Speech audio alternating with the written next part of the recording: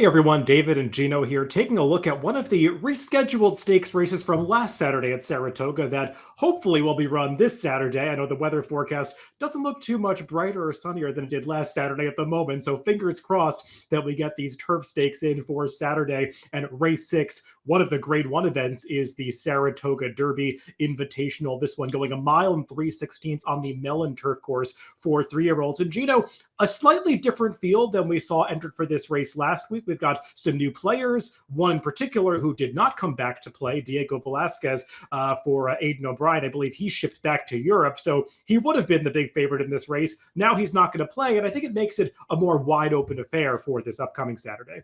Yeah, this was not one of those races that you could just use all of your notes from last week, because we have a couple new faces in here too. And towards the outside with First World War and Tricari, I think a couple live horses who come in. It does make maybe the pace a little bit murkier in here, because I think it took out Cugino, White Palomino, a couple horses who we were probably confident would be forwardly placed. Now a couple in here who have some options. But yeah, as you pointed out, there doesn't seem like there's as much of a standout or necessarily a horse to beat in here, a little bit more wide open. And this field could potentially still be in flux because Tricari is cross-entered in the Secretariat Stakes at Colonial on Saturday, and I think Graham Motion, like a lot of us, will just be monitoring the weather to see how things materialize both down in Virginia and up in New York for these Saturday cards. Let's take a look at that pace projector that you were referencing, Gino, and it does feel like a situation where they're going to have to get a little aggressive with Tricari from the outside to get over, but I would be surprised if they don't send the number 2 Isidoro to the lead. That's how he's done his best running up until this point. He's a bit of a long shot in this race that I think is going to try to exploit a pace advantage if he's able to attain one on the front end. So I'd imagine that those top 2 are going to be reversed on the actual racetrack Saturday afternoon, but I don't think that there's a ton of pace in this race that's going to set it up for some deep closer. No, and then maybe a couple horses with a little versatility, like Legend of Time, can be tractable. One that's really interesting to me, based on that versatility, David, is the 7 First World War. Is a horse who we've seen go forward, who we know can also pass some horses too. So I'm a little intrigued by that horse being able to maybe adapt to some different scenarios in here. Let's go through this field in program number order, beginning with the number 1, Legend of Time, and I did install him as the morning line favorite in this race. Just a Charlie Appleby runner, Flavian Pratt, Godolphin. These horses just seem to take a lot of money, and this one certainly has in his 3 prior U.S. starts, and he's only achieved a victory in one of those, and it was a pretty hard-fought victory in the Pennine Ridge, where he made a big late run through between horses up the inside to get the job done. I think you can make some valid excuses for his Belmont Derby last time. That was a race that was dominated towards the front end. He was sort of locked in behind horses in upper stretch, had to bull his way out, and then just couldn't really make up the ground in a race that, like I said, was dominated by forwardly placed horses, including Tricari, who he faces again here.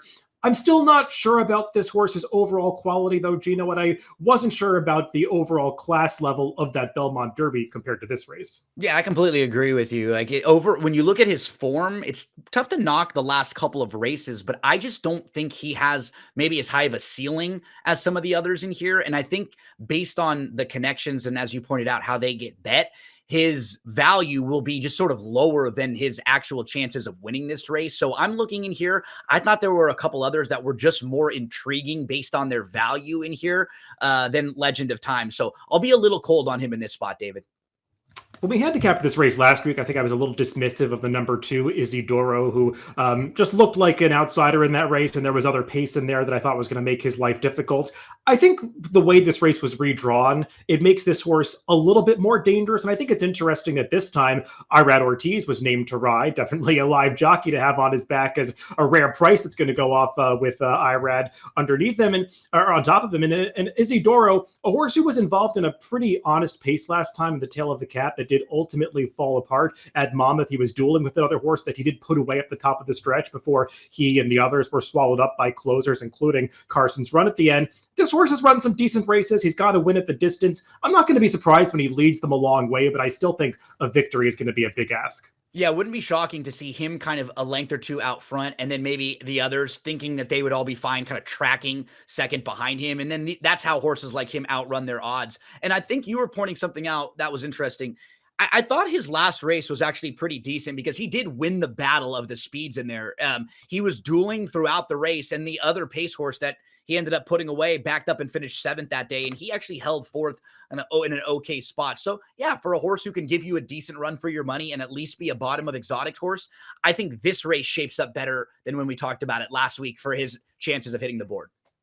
Now, I mentioned regarding Legend of Time that I've got some concerns about the quality of races like the Pennine Ridge and the Belmont Derby, and Royal Majesty, the number 3, comes out of both of those races and was actually beaten by Legend of Time on both occasions. But going back to watch them, I feel like Royal Majesty had a slightly tougher trip each time. He was sort of a little more awkward trying to alter into the clear at the top of the stretch of the Pennine Ridge, whereas Legend of Time found that split towards the inside. And then last time in the Belmont Derby, he was just 2 to 3 wide around the track, and that's not where you want to be in a race that was dominated on the front end. I know it was a small field and he didn't have a bad trip by any means, but I think comparative to Legend of Time and Tricari, you could say that he got the slightly worse trip. And he just feels like a horse that I think I want to take another look at, considering that there's going to be some give in the turf course likely on Saturday. He handled a good turf course at Keeneland 3 back. His Dam Crown Queen actually achieved her Grade 1 victory in the QE2 Cup over soft ground. He's by Frankel. So I wouldn't be surprised if this is a horse that actually benefits from a little give in the ground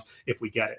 Yeah, and if the race shapes up where you have Izzy Dioro maybe just going a little bit faster and can maybe spread this field out a little bit versus that like more slow, compact kind of a race where he was a little bit wide, as you were pointing out, I just didn't think the race shaped up for him all that well last time. If you're going to take a horse coming out of the Belmont Derby, and you're looking at horses like, Tricari, who's going to be much shorter, Legend of Time, who's going to be much shorter. The difference between what we've seen from them and Royal Majesty, to me, does not equal the price that they will be on Saturday. You're going to get 5 times the price on a horse like Royal Majesty, so I can completely understand why you'd be more willing to give that one another shot in here. Last week on this race was drawn, I know you had some interest in the number 4, Carson's Run. We'll take a look at his last race when he won the Tail of the Cat. That's the same race that Isidoro, who we already mentioned, is coming out of. And Carson's Run makes that big late run on the far outside to mow this field down in the stretch. Made a slightly less wide run than he did at the top of the stretch of the Woodhaven, where he kind of blew the turn and fouled another horse as he was trying to ankle out a little too dramatically that day. This horse has to keep a straighter course if he's going to be successful on Saturday. He's definitely moving in the right direction now as he makes his 3rd start off the layoff, but he's another one where I question the overall quality of the Tail of the Cat, and I think this is a step up in class. Yeah, I still like him a little bit in here, but not quite as much with the new faces in this race. So I will use him in the mix, and I think that he is still a horse who you kind of know what you're going to get. His best races are when they just take back, settle, and they want to launch and make that late rally like they did. I just don't think this horse wants to be close up at all or making any kind of like early moves like that. He had a lot of traffic trouble in his first start as a 3-year-old. So I like him a little in this spot, not quite as much as we did last week based on race shape. I still do think he's a real quality horse who was a Grade 1 winner at 2, and I think there is some upside for him now with, his 3rd and coming into 3rd, 4th, 5th starts of the year. I think he'll be a really quality horse. I mentioned some given the ground potentially being a factor on Saturday. That shouldn't be an issue for the number 5, Fulmineo, who has actually achieved his last 2 stakes victory, both over courses that were rated soft, and that course in the James W. Murphy 2-back was definitely on the boggy side. They got a lot of rated Pimlico that weekend, and he had no trouble handling it. I thought made a nice run to beat the same foe, Crystal Quest, last time out in that race at Colonial Downs. He's another one where I'm not sure that the fields he's been beating are as tough as some others, but he's going to handle the ground, and I'm not sure that he can't handle the added distance as well. It's going to be a price.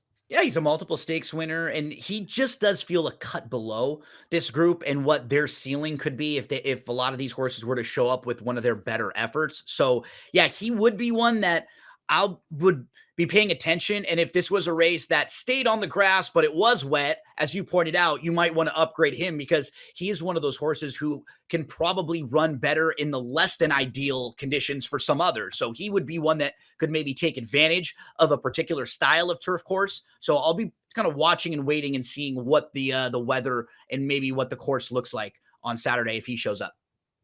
The form of the number 6 deterministic was certainly flattered last week when the winner of his last race, the Manila, came back to win the Hall of Fame last Friday. That, of course, was Neat, who has won multiple stakes on the turf at this point. We'll take a look at the stretch run of the Manila as deterministic swings out 4 wide as they come into the stretch to try to take a run at that eventual winner. Neat just loves to win races, and deterministic can't get to him at the end. But I thought deterministic was kind of finding his stride late in this race. This was his first ever start on the turf, and you could sort of see him swapping leads through the stretch as he gets comfortable with the footing. And he's making a good late run at that eventual winner across the wire. Some might look at his past performances and question the stretch out to a mile and 3/16. I'm not going to hold the fact that he failed going 2 turns on the dirt against him. I think stamina on the turf and stamina on the dirt are 2 very different things. And this horse did show some affinity for the grass last time. So I'm not going to be surprised when he takes another step forward on Saturday. Yeah, that was a really nice bounce back effort for him because this was a horse that through his first couple starts.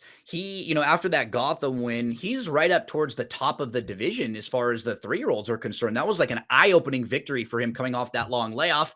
And you would just have to say that the Wood and the Peter Pan were disappointing. He was your favorite in the Wood Memorial. He came back and he was 5-2 in the Peter Pan.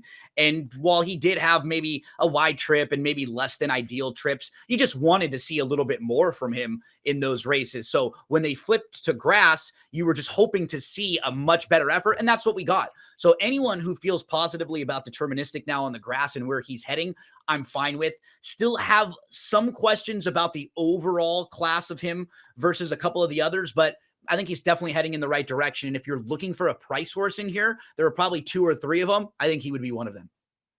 The number 7 is First World War. He is a new addition to this race since it was first drawn last week, coming out of the American Derby at Churchill Downs, where he finished a good second to the quickly improving Brilliant Birdie. And I think that was a pretty strong field. The third place finisher, Green Light, had also shown a lot of potential coming into that race. And First World War, he was pressing the pace throughout, got a little tired at the end. He did run well 2 back to actually beat Tricari, who went on to win that Belmont Derby in the Grade 3 Penn Mile. That was going a mile. And Gino, I think my big question with First World War is whether the stretch out to a mile and 3/16 really helps this horse. Yeah, that's the question. And actually, I'm kind of hoping that that will be a positive for him if you're using him, because I'm hoping they just be more forwardly placed in here because of that and not try to be sitting mid-pack and close with some of the stronger closers in here. If they could use some of that tactical speed that he has shown a couple times throughout his career and just put him in a nice spot where he could be sitting right inside of Tricari or,